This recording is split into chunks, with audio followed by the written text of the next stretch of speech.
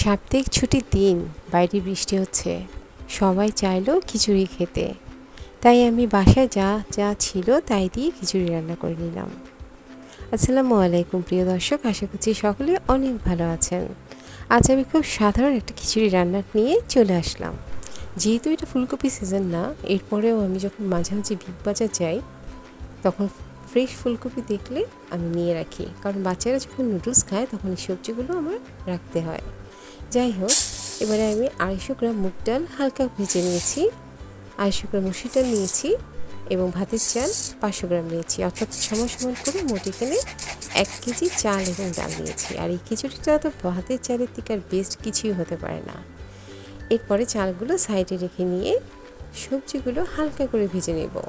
সবজির পরিমাণটা নিজের পছন্দ মতো দিয়ে নিলে ভালো হয়।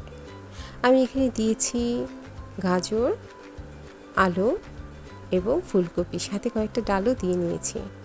হালকা করে ভাজবো যাতে সবজির রং নষ্ট না হয়। আর দুটো সবজি দিয়েছি, সে দুটো টমেটো এবং পেঁয়াজ কলি, সেগুলো নরম, সেই জন্য ভাজতে হবে না। যাই হোক, এবারে সবজিটা চুলো থেকে নামিয়ে বড়সড় একটা হাঁড়ি চুলোতে দিয়ে নিয়ে এতে পরিমাণ মতো তেল দিয়ে, তেলটা গরম হলে 1 ইঞ্চি পরিমাণ আদা কুচি দিয়ে নিয়েছি। আদা কুচিটা যখন ডিপ ব্রাউন হয়ে আসবে তখন এতে দিয়ে নিয়েছি এলাচি, দারুচিনি এবং তেজপাতা। যে তেজপাতা 4টা দিয়েছি, এলাচি 5 থেকে 6টা এবং দারুচিনি টুকরো 4টে দিয়ে নিয়ে এতে 1 কাপ পরিমাণ পেঁয়াজ দিয়ে ব্রাউন করে নিব। আমারটা হয়তো একটু বেশি ব্রাউন হয়ে গেছে, যাই হোক এতে কোনো সমস্যা নেই। দিয়ে তারপর চাল এবং ডালটাকে ভালো করে ভেজে নেব। এই তো 1 থেকে 2 মিনিটের মতো করে ভেজে নেব, যতক্ষণ না পর্যন্ত আমার চাল এবং ডালের পানি না শুকাবে।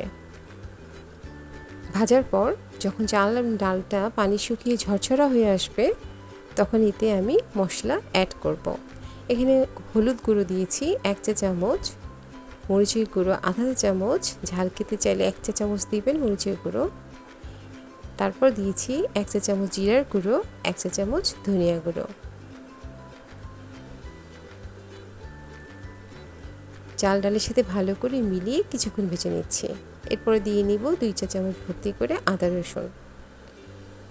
মশলাগুলো সব একসাথে দিলে ভালো হবে, আমি ভুলে গেছিলাম, এর জন্য আদা রসুনটা পরে দিয়ে নিয়েছি। আবারও ভালো করে চাল আর ডালের সাথে মিলিয়ে নিয়ে কিছুক্ষণ ভেজে নেব। এরপর দিয়ে দিব গরম ফুটন্ত পানি। পানিটা আগেই আরেকটা চুলায় গরম করে ঢেকে রেখে দিবেন, এতে করে আপনি খিচুড়িতে যখন দিবেন আপনার সুবিধা হবে। এখানে পানির পরিমাণটা আন্দাজ করে দিয়ে নেবেন, ভালো করে খেয়াল করলে বুঝতে পারবেন আমি পানি কতটুকু দিয়েছি। যেহেতু এটা সবজি খিচুড়ি একটু ভিজা ভিজা হবে, সেজন্য এখানে পানির পরিমাণটা বাড়িয়ে দিতে হবে।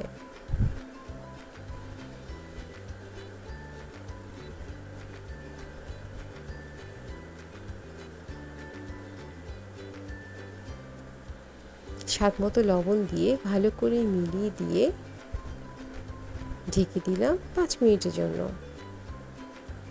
ফিরে এলাম, এবার দেখে নিব চালটা 50% সিদ্ধ হয়েছে কিনা।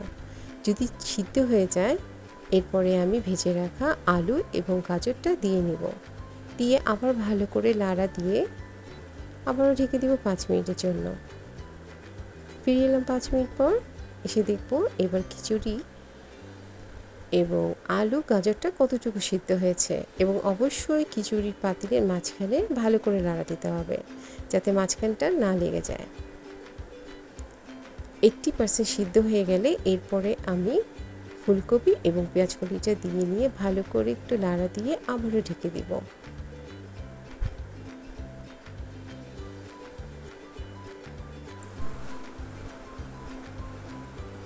ফিরে এলাম 5 মিনিট পর, এসে দেখবেন কতটুকু সিদ্ধ হয়েছে। যদি সবজি এবং চাল ডাল সবই একসাথে 95%-এর মতো সিদ্ধ হয়ে আসে তখনই বুঝে নিতে হবে এই সময়টাতে আমার কাঁচামরিচ এবং টমেটোটা দিয়ে নিতে হবে, অর্থাৎ রান্না প্রায় শেষ হয়ে এলো। কাঁচামরিচের মুখটা অবশ্যই ফিরে দিবেন, আমার বাচ্চারা খাবে বলে আমি ফিরে দিতে পারিনি। এবং কাঁচামরিচের পরিমাণটা অবশ্যই খিচুড়িতে বাড়িয়ে দিবেন, এতে করে খিচুড়ির সুঘ্রাণে সারা বাড়ি ভোঁ ভোঁ করবে। এভাবে রান্না করে অবশ্যই ট্রাই করতে পারেন। বাচ্চা থেকে বড় সকলেই চেটেপুটে খেয়ে নেবে। আবারও ঢেকে দিচ্ছি এই 1 মিনিটের মতো। এবার দিয়ে নিব সেটা হচ্ছে গরম মশলা গুঁড়ো। অবশ্যই দিয়ে নিতে হবে। এটা আপনি যে কোনো ব্র্যান্ডের গরম মশলা গুঁড়ো নিতে পারেন। আমি রাঁধুনি নিয়েছি, কারণ আমার কাছে মনে হয় রাঁধুনি হচ্ছে সবচেয়ে বেস্ট মশলার জন্য। ভালো করে মিলিয়ে দিচ্ছি।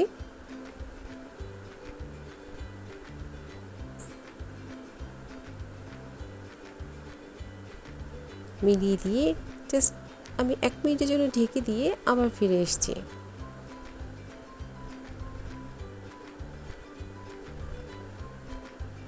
আবার একটু ঢেকে দিলাম। এবার সবচেয়ে শেষে বাগারটা দিয়ে নিব।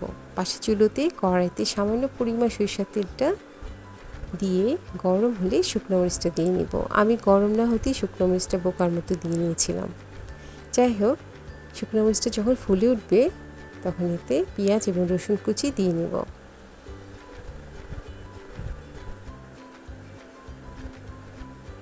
কিছুক্ষণ ভাজবো। ভেজে যখন ডিপ ব্রাউন হয়ে আসবে তখন এতে 1 চা চামচ ভর্তি করে আস্ত জিরা দিয়ে নিয়ে বাগারটা দিয়ে আমার খিচুড়ি রান্নাটা শেষ করে নেব। এই বাগারটা দিলে পুরো খিচুড়ির স্বাদটি পরিবর্তন হয়ে যাবে। এতটাই মজার হবে আপনি নিজেই অবাক হয়ে যাবেন। ছুটির দিনে বাসার সকলকে এই খিচুড়িটা রান্না করে অবশ্যই একবার খাওয়াবেন। সকলেই আপনার ভক্ত হয়ে যাবে। আজ এই পর্যন্তই। পরবর্তী রেসিপি নিয়ে আবার দেখা হবে। সবাই অনেক ভালো থাকবেন। আল্লাহ হাফেজ।